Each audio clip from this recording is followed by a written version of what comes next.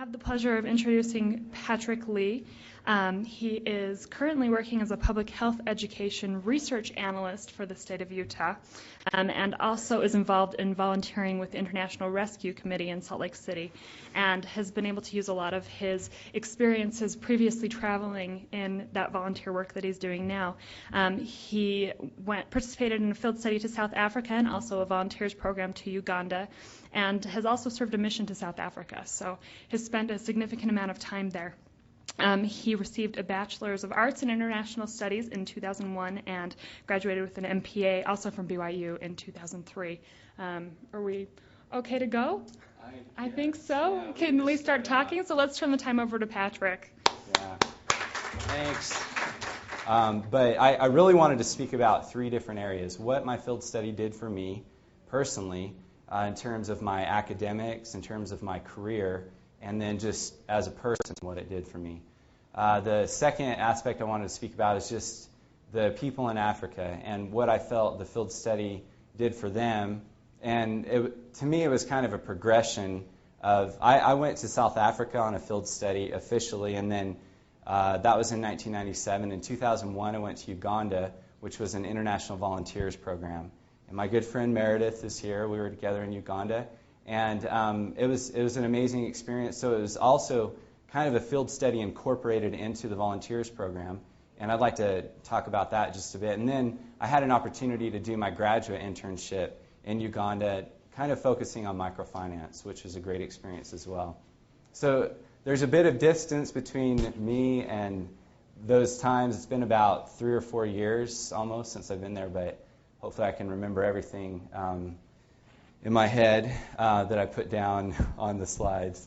So starting out, I guess, when I first went to South Africa, when I initially went there, what I really was interested in, or what developed my interest in going there was first off my mission.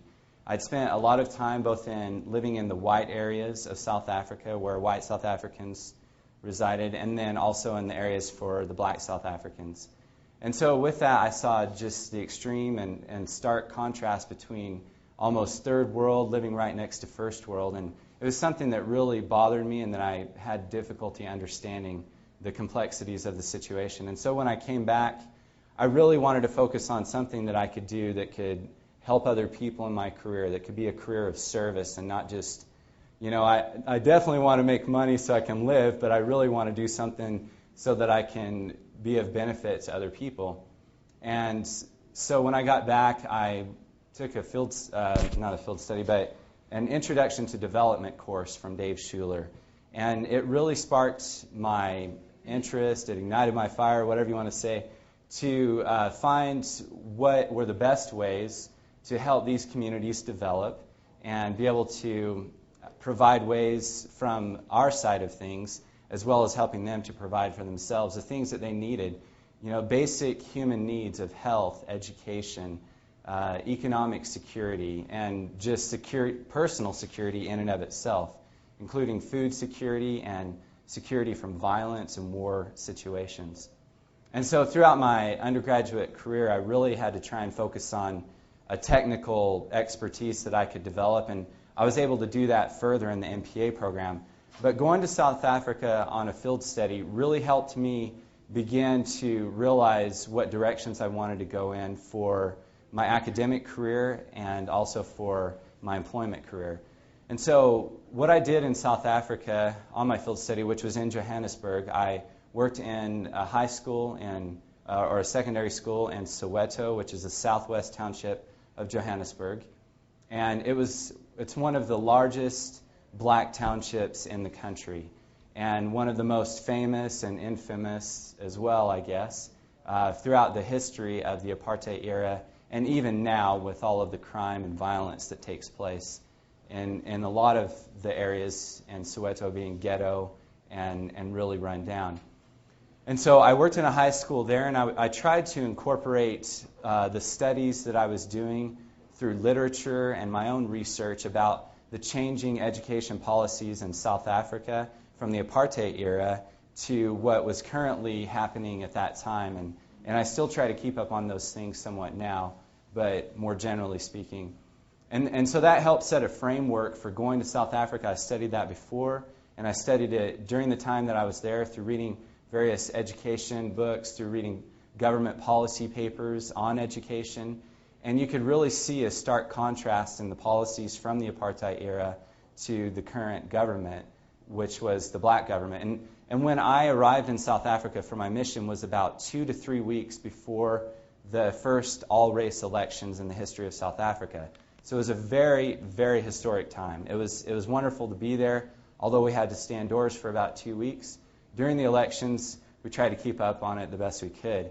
So when I arrived for the very first time in South Africa, I saw the old apartheid flag still flying, and then I also saw it come down and the new South African flag was raised. And so it was an amazing time to be there, and it really sparked a love for the country and a love for the people.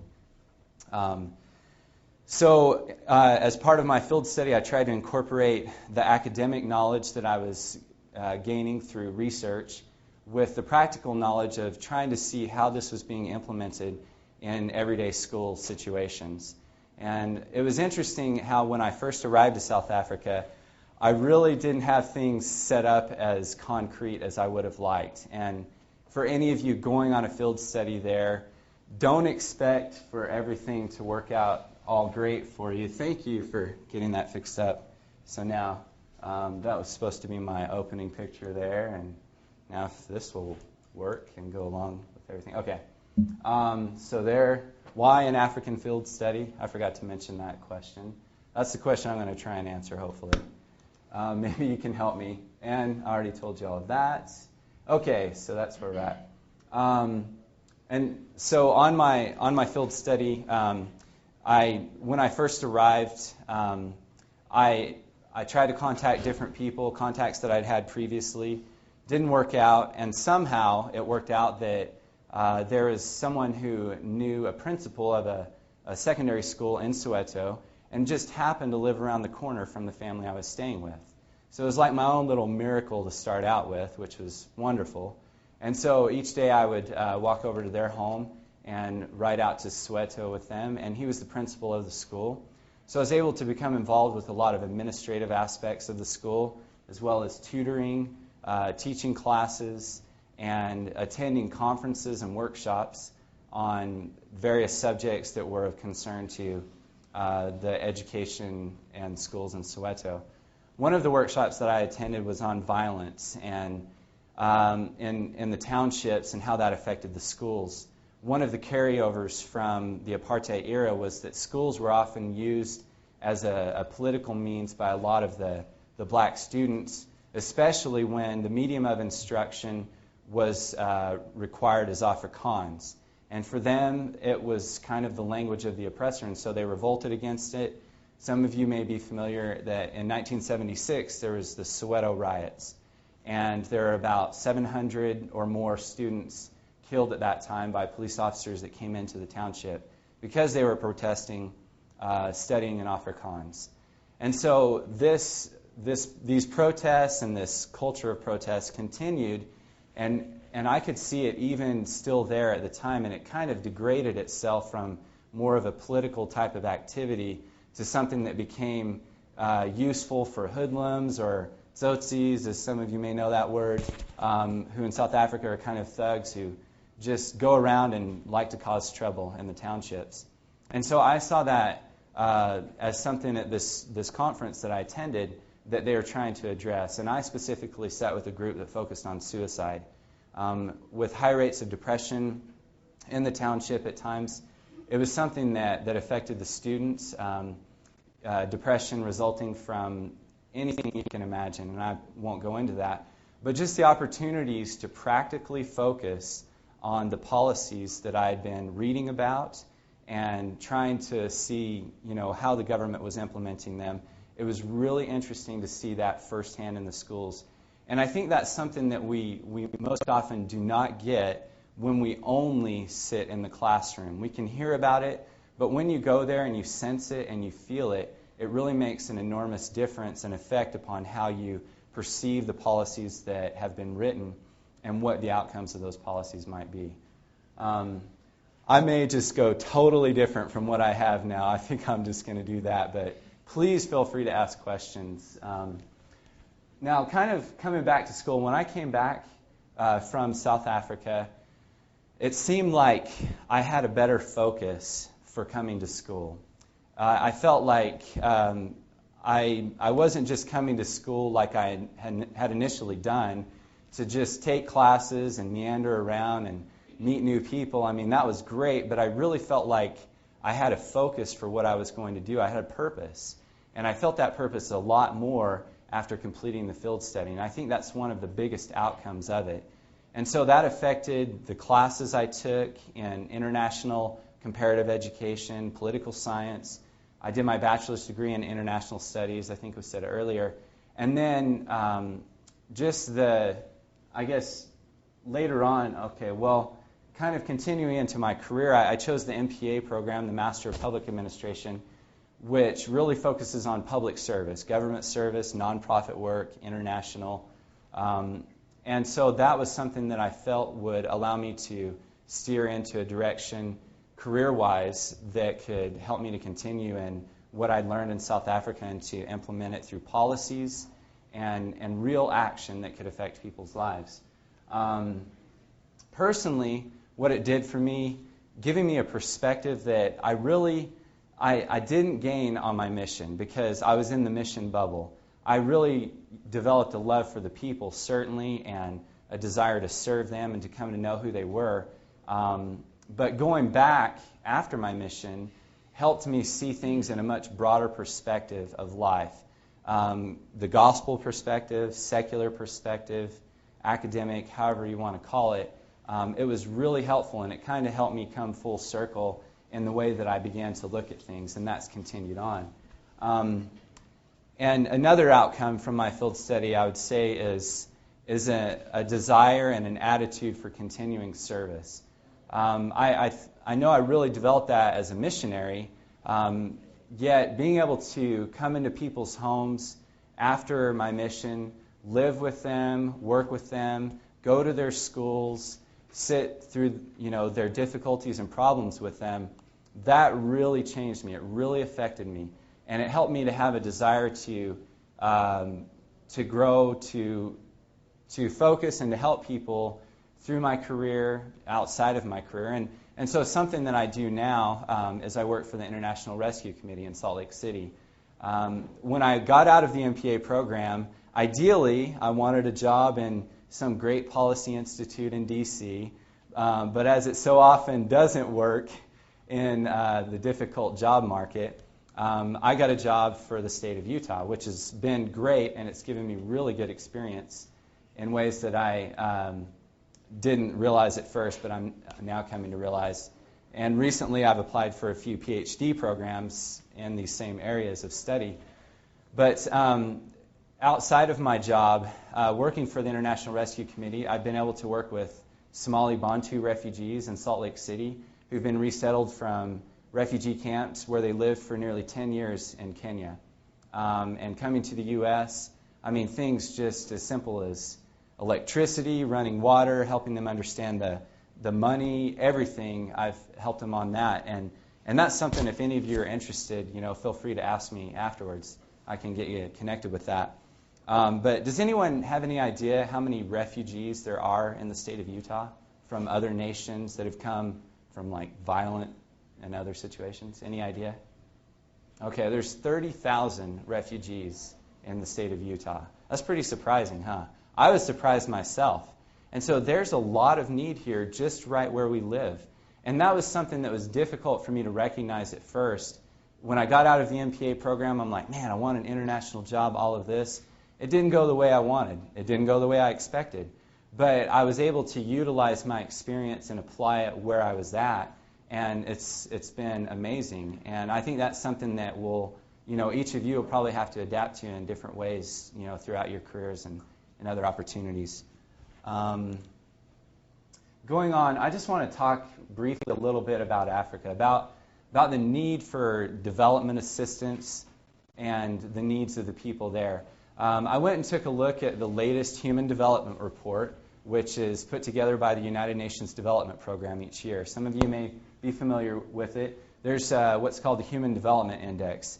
And so they have different indicators that show the development of human beings throughout the world in different countries. And pretty much all of the development indicators I looked at, they have 177 countries listed. The bottom 25, you can be assured, are always in Africa, out of the 55 or so nations there are. Looking at this, public expenditure on education as percent of GDP, 36 out of the bottom 50 are in sub-Saharan Africa. And South Africa is ranked 120 out of 177. And that was actually kind of surprising to me because, South Africa is a very industrialized nation. A fairly strong currency, economy stabilizing, government stabilizing. It's in transition, and so, but I think there's factors that contribute to that. The legacy from apartheid and the poor education systems that's having to be overcome, as well as many other factors that are contributing to poor education and not being able to spend enough on education since the government's perhaps spending more in other areas. One of them being more now in health with the AIDS problem. And I think recently South Africa has, in real numbers, in real terms, more HIV positive people than any other nation in the world. And I don't know about the percentage or per capita, but it's also one of the highest. Now, looking at illiteracy rates, top 20 nations, it's kind of not applicable because of the access to education, universal, primary, and secondary education. And the literacy rates tend to be extremely low. But you look at South Africa, 17.6%, Kenya, 26.4%, Ethiopia, 58.5%. These types of inequalities and inequities in life are really what made me want to study more to develop my understanding of how to improve the situations of our brothers and sisters in other areas. And, if you can just imagine that, nearly 60% of the people in your country are unable to read and write, not because of any fault of their own, but because of lack of access, lack of funds, to be able to gain an education. And it's certainly not anything about these people themselves. If they had the opportunities we had, they would do tremendous things with that, just as we are, and perhaps even more, because I think their desire becomes even stronger because they definitely do not ever take it for granted.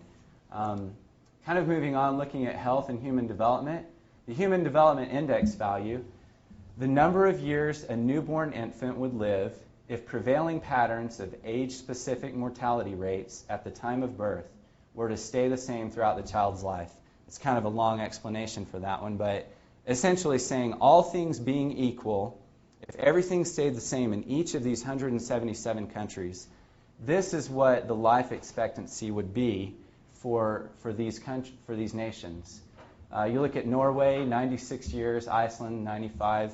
The U.S. is about 94. And we definitely don't have any problem with the fact that people in Norway live to the ripe old age of 96, or in the U.S. we live to 94 or whatever it may be. But we should have a problem with the fact that people live to 28 years old, and that's it. If you can imagine that. Me, I'm dead already. I just told you something about my age there. And then Sierra Leone, Burkina Faso, 32 years, Mali, 33. Is this the actual life expectancy in those countries? Yes, it is, according to the Human Development Index. All things considered into that, and all of the development indicators are included into this, including war situations, disease, the burden of disease, incidence of disease, all of that are included into it.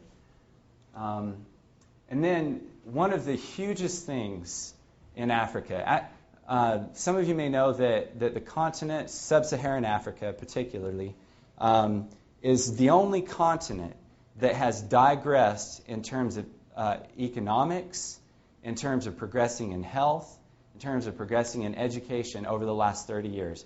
All other continents on the planet have progressed. to some degree or another, but the African continent has gone back. Why do you think that is? Any suggestions or any ideas on that? What was that? Yes. I think as the modern world, some of the modern technology and other things have come upon Africa, they've been used to harm more than help. You have a lot of them up there, like the one in Liberia. We all know about the diamond war. I mean, so globalization in that area has actually hurt them because there's a global market for diamonds, and they're going to try to use that for their own benefit instead of the country. And so I think the other nations have the infrastructure to use the technology for good, whereas Africa doesn't, and so it's being exploited primarily for destroying it. That's great. Thank you very much. One thing I think is a contributing factor is for many years, particularly in the first half of the 20th century, most African countries were part of one of three colonial powers: France, Great Britain, or Belgium, France, Great Britain, and Portugal. And then around the 1960s, a lot of them, there's this huge push to gaining independence, and a lot of these colonial powers just pulled out, leaving vying factions within each of these countries to be competing for power, consequently producing wars and subsequently disease and just a big political struggle between these vying factions that has contributed a lot to the digression. Certainly. Yeah, I mean, oh, yes, Julie? Oh, no, go ahead. Oh, no, it's okay. I was just going to say, to add to that, I think the arbitrary drawing of boundaries, of country boundaries that did not take into account different regional dialects, different regional groups, I think that created a lot of conflict right there, just the arbitrary creation of the nations. Yeah, and we can see this in other areas of the world. I mean, in Central Asia, the Caucasus Mountains, the legacy of colonialism from the Soviet Union. We can see it with, legacy of colonialism from the U.S. and from other countries, as was mentioned. There's so many factors that go into this, but I mean, there's wars and there's conflicts raging throughout the world, but I really don't know of any other place where it seems to be more concentrated than in Africa. And I really like what you had to say about utilizing technology a lot for harm, the weapons that have been sold. And I don't want to get into a lot of this right now, but these are the things that I've really come to think about, largely as an outcome of the experiences I had in South Africa and in Uganda. In Uganda, we lived in the heart of the country, which was relatively safe. In fact, I felt safer where I was at in Uganda than I did in Johannesburg, to be honest. Johannesburg's a crazy city, although I love it. But I really felt safe there. But you go to northern Uganda, and it's just like the Old West or something. People, there's raids happening. They're pillaging, rapes, all kinds of things. And nearly 2 million people have been displaced in northern Uganda. I mean, it's just unimaginable. You think about Rwanda as well, 800,000 people to 1 million people. And then the slaughters that have also taken place in Burundi. And in the Congo, there have been documentaries on ABC, NBC, every channel about the war that's taken place there since 1998. An estimated 4 million people killed. Now, there are 2.5 million people in the state of Utah. Do you think that if all the people in the state of Utah were slaughtered since 1998 to now, that something would have been done about it? I think something would have been done about it. But it seems that very, very little is done about it. And we ask ourselves why. Why is that the case? The things that are occurring in Darfur. Sorry, I get kind of worked up about this. But the things that are occurring in Darfur, in Sudan right now, I mean, our government, the U.S. government, has declared genocide. Yet, even with that, we don't see any kind of scramble for resources or anything, because I think it's something that is not our interest. Yes? And we in the United States are not too interested in the conflicts in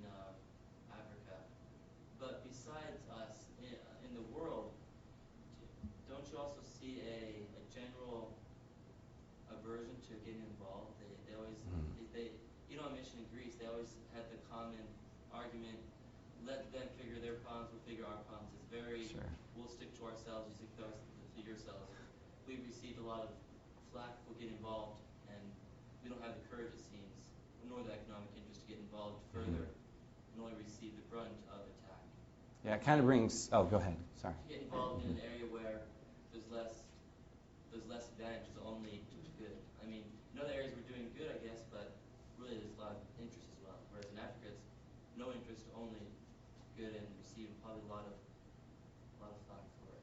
Yeah, it's very complex, and initially it begs the question in my mind, am I my brother's keeper? And I know he can't get involved in everything, yes. It's completely, there's no interest. It's very complex. Part of it, well, at least on the U.S. side, we have the embarrassment by not doing anything with Rwanda. But to see what we did in Somalia in 1992, 93, went in there and trying to restore order to basically a lawless country, and then having a whole Black Hawk Down incident where American soldiers, their bodies are being dragged through the streets of Mogadishu. I think a lot of it's just not popular among the American public to see images like that, and particularly in an area of the world where the American public generally tend to ask, well, why are we sending our American soldiers there? We see that in Iraq right now. We also see that in Afghanistan. When we send our soldiers or military power to other parts of the world, there's often this fear that we're going to have another Vietnam, and I think that has a lot to do with it. Yeah, there's a lot of complexities to it. I don't want to get into all of that now, but I mean, these are just things that, in going on a field study, and I appreciate your comments, it really makes you begin to think about this. But here's the difference in going somewhere and being with people is that, this is an academic thing, I'm not going to cry here, but the difference is the people in Uganda, they're my friends. Excuse me.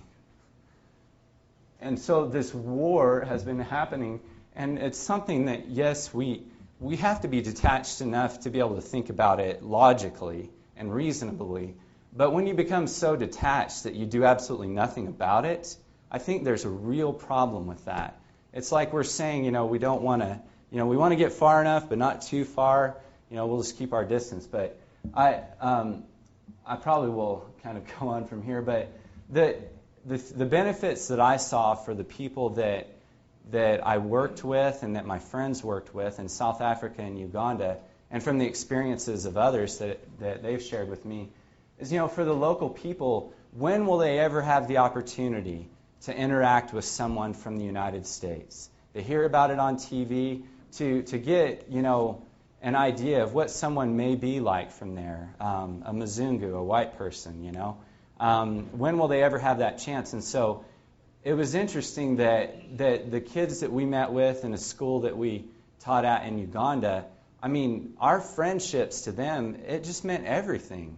And I think that was an enormous thing. And not only did we not only were we able to allow that type of interaction for them as well as for us, but we were able to share knowledge that we had gained about technology and other things that they could use for good in their lives. We taught a computer class at the secondary school that we worked at in Uganda, and there are some kids that, in a lot of respects, they wouldn't have had some of the training that we gave them had we not have been there. The friendships that developed were amazing. I get letters and emails, 3.5, 4 years later from these kids, and I'm still the best of friends with them. And I want to find ways to help them. And in a lot of respects, it's like, they won't let me off the hook, I'm on there, and it's not that I don't want to be off, but sometimes you want to do so much to be able to help. But, when you've graduated a couple of years ago and you've got a job and you've got to repay your student loans, you really begin to wonder how you can help best. But I think we're in it for the long run, and that's the way it should be. But there's a saying, Umuntu gumuntu gabantu. We are people through other people. That's kind of an ancient Bantu saying. And that's one of the wonderful things I loved about the African people, is that they are so connected with each other. And that was one of the things that they taught me, and I loved how they so easily drew us into their culture. It was absolutely wonderful. And so the partnerships that they felt that they were able to develop with us that have continued, as well as the cooperation together. One really helpful example, in Uganda, we showed up in 2001 at a small little school, primary school, very informally put together. Students that were orphans, that were disabled, that, the typical African setting, I'm sorry to say. But we showed up to the school, we began to go, and we went there on a regular basis, called Good Samaritan. They always sang us this wonderful song, "Welcome, welcome, welcome to Samaritan." It was so beautiful. I loved it. Absolutely loved the kids. And they would come out and greet us every time. So much love. And we, from the time that I went there in 2001 with this little barely shack room where they had 30 or so children in there to try and teach them, teacher salaries were practically non-existent. By the time I went back in 2002, from our being there, there had been newspapers that showed up while we were there. A news station from television station came and filmed us. And so a lot of publicity was brought to this little school. So by the time that I returned in 2002, there were about 4 brick buildings that had been built up for Good Samaritan, and about twice the amount to 3 times the amount of students. And it had become a pillar in that little area of the community. And just, a wonderful thing that it had done for the people there, and just bringing that attention to them. I called it, in South Africa they say mahua, depending on the language. In Uganda, they say Mzungu. And so I talked about in this paper that I wrote my Mzungu card, and how I could go places and use my Mzungu card to get in and things like that. And I kind of wrote about it a little facetiously because I thought it was, something that it was just too bad. It's like, well, I'm white, so I can go here, but they're black and they're Ugandan, and so they need to show an ID to make sure that they have money. But the thing is, I think we were able to use our Mzungu card at Good Samaritan in a very good way. And I think the name of the school became very telling for all of us. All right, well, I don't want to spend too much time on this. There's a lot of good things that come to BYU, and I think to the church through our experiences there. I mean, we didn't go to proselyte. We didn't go to be, missionaries with name tags on. We went to learn and to serve, and it was really a great experience. And I don't know that we ever necessarily openly mentioned, without being asked, that we went to any certain church or religion or whatever, because there are Muslim and Christian right along working with us together. But there were some people in the Good Samaritan School that asked us about where we went to church. There's a new church in the town that we were at, new chapel for the LDS church, and so people were intrigued by it. Well, by the time that we finished, there were 2 men. There's one, the director of the school, and then the principal. Both were named Fred, and they both started coming to church, and they were both baptized on our last Sunday in Uganda, and it was just an amazing experience. I don't know. Are there any questions or comments about things? That's pretty much what I wanted to discuss. And I mean, I think field studies and the international programs they're crucial. I think they're great, but they're not just great. They're absolutely helpful to those that do them, the students as well as the people that are there. So yes. When you're in Africa, you were studying.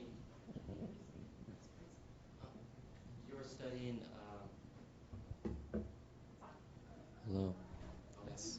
Anyway, you were studying how to improve education in Africa, how to improve education at certain Soweto area, or you were At certain what? Was it called the Soweto? Oh, Soweto. Yes. Soweto. Uh huh. So were you what was your study there? Was it education? Yes, it was.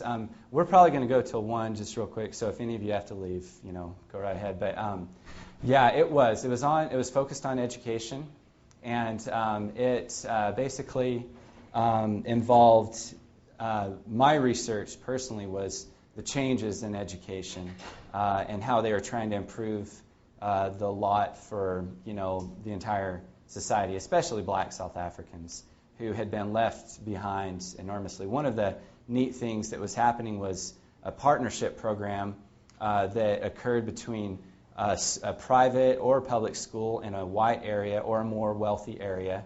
There might be some black students going to one of those schools, would partner with the school in one of the townships. And that had been happening in Soweto. And so they would try and model the school in the township after the school in the more wealthy area. And that seemed to be, that was an example of one of the types of things that they were focusing on and trying to do. And it's just such an enormous challenge that they've come up against that it's really difficult to get there in just a few years. But did that answer your question? Yeah. Second follow-up question on that: what is the attitude towards education in the nation overall and in the districts? I think called districts specifically, the school districts. Is the attitude towards education changing? Because no matter what kind of program you have, it's always going to be the attitude of the people which will determine the effectiveness. Do you see a positive change in their attitudes that they are now desiring? Yeah, I think in South Africa as well as in other impoverished areas, I think a lot of times there's kind of a pervading spirit of poverty that is often difficult to get out of. I just think about myself and my own family. I went to Head Start, which was for kids that are 100% of poverty and lower, lived on the other side of the tracks where white people weren't supposed to live in Oklahoma. And I look at where my family's come, even just in the United States, with all of those things. And yeah, there's a tremendous spirit of hope as well.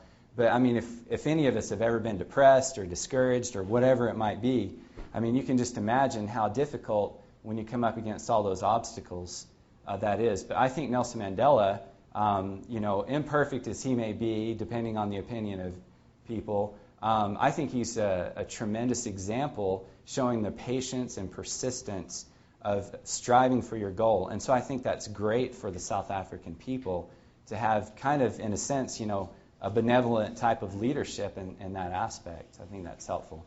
So yeah, there is that hope there, but it's really difficult to get out of those poor spots, Yep. Good question. So it sounds like Can I ask everyone please to speak in the microphone, just because we're recording. Okay. Yeah. We want to hear your beautiful voices. Right. So it sounds like financing and almost a lack of interest are some of the key problems in Africa. Mm-hmm. How much? You mean by Western nations or by African nations? Yeah, by Western nations.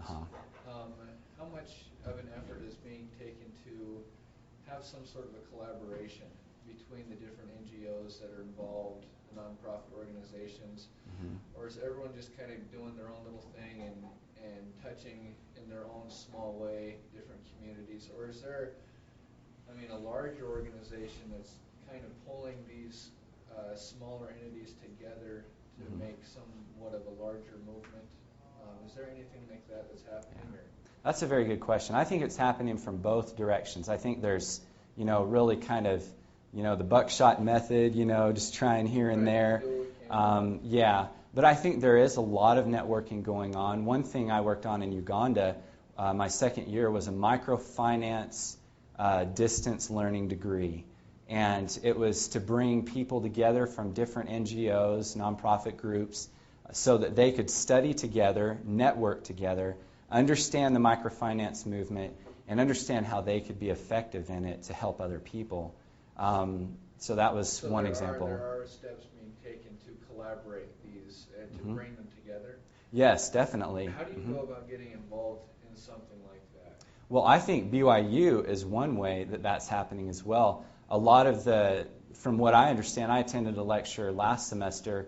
The South African professor, I can't remember from which university. Julie, can you remember that? I think she's from the University of Cape Town. Okay, yeah. And she was public health. Is that what you're talking about? I think so. It was something along the lines of social and community development. But I remember that she was talking about the social networking of not only individuals but organizations as well. And so there's a big movement for that in South Africa. I think that's one thing that from our standpoint at BYU and other universities, we can bring that to them and say, you know what, we see this organization, this one, and this one. Let's bring everybody together and discuss. So yeah, I think that's something that's happening. Great question.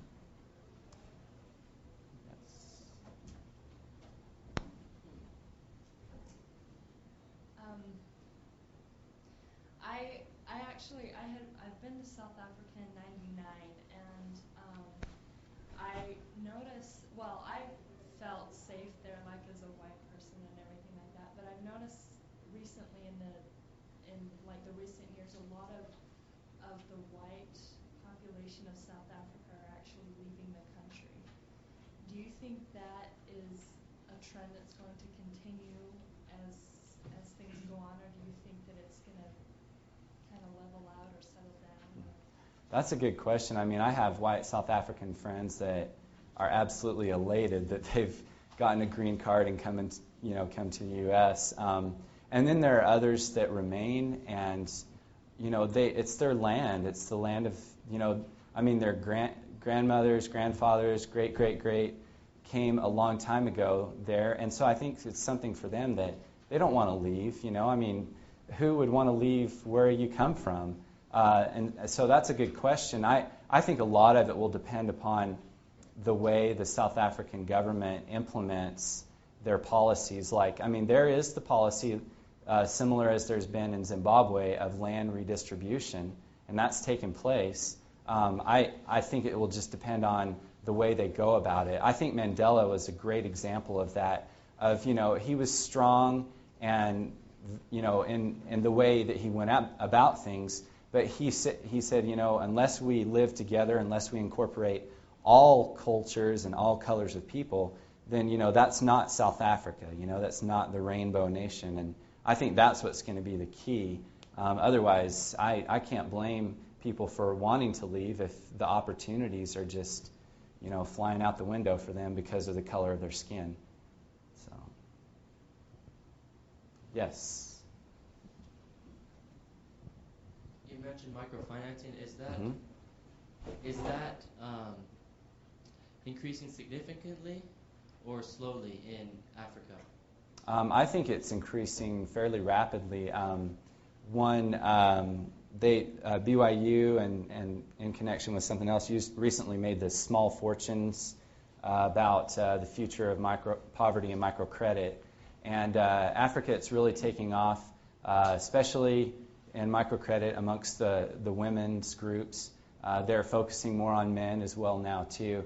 And it is something that is being used as a tool to combat poverty in Africa as well as other areas. And I think it's effective, but you also get the problems with it, just like with anything else, of people misusing it. And corruption is something that I didn't mention, and that's just an enormous hurdle to overcome within the African context.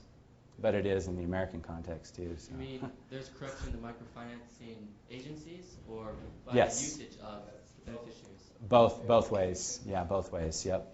People, gathering money into the organization and then taking off, and then people getting loans and just leaving and not repaying them. Yeah, there's both of those. Mm-hmm. Just a comment, add on to what you just answering your question. I was in Uganda on my mission in 96 to 98, and at that time there were almost no microfinance institutions. When I went back in 2003, it almost seemed like in Kampala they were on every corner. Yeah. So. Yeah, it's a big one. So for sure, a good question. Thank you. Any others? Hey, thank you so much for being here. I hope it was helpful. And if you want, I have some of my cards over there. If you want to chat some more at a different time, you're welcome to contact me. So thanks for coming.